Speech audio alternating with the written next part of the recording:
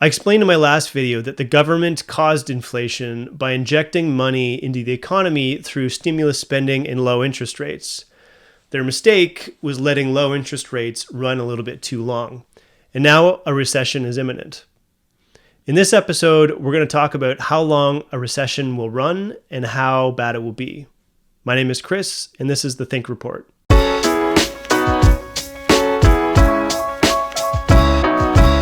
Last episode, I explained that the government caused inflation by injecting money into the economy through stimulus spending and low interest rates.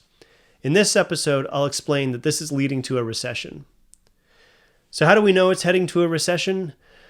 There are several reports from some pretty large investment organizations that claim we're going into a recession in Q1 of 2023.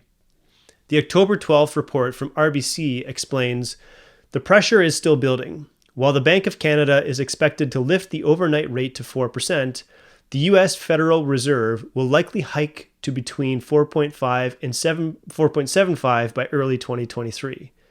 These factors will hasten the arrival of a recession in which we now expect to start in the first quarter of 2023. In addition, the World Bank states that several historical indicators of global recessions are already flashing warnings. The global economy is now in its steepest slowdown following a post-recession recovery since 1970.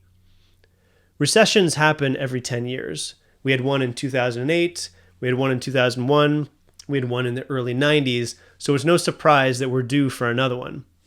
The US economy tends to be a little bit more resilient than other economies, including Canada, but nonetheless, I think it's still reasonable to assume that these reports have some validity to them. Allow me to illustrate. If you graph GDP against the market value of the US economy, and for this illustration, we'll just use the S&P 500 as a proxy, you can see that there's divergence between the output, which is GDP, and valuation, which is the S&P 500 in this case. These two graphs should mostly move together. So when you have one unit of valuation, you should also have one unit of output. When they don't, that's called divergence, and it can indicate a change in direction, in this case, downwards. So how bad will it be? We can try to make a guess at how bad the recession will be by looking at historic data. If we take a look at the S&P 500 again, and use it as a proxy for US market cap, the 2001 recession hit its low point in January 2003 at $860. Looking backwards, the last time the S&P 500 was valued at $860 was in April 1997. That's almost 6 years. We can do the same thing with the 2008 housing crisis, which hit its low point in January 2009 at about $800. Looking backwards again, the last time the S&P 500 was valued at around the same price was actually before the 2001 crisis. But for simplicity, we'll just say that it was January 2003, which is 6 years. So if we take 6 years as the period of growth that our two most recent recessions wiped out, and we know that we'll hit a recession in Q1 2023, we can look back 6 years from that point at the S&P 500 in January 2017, which is valued at $2,330.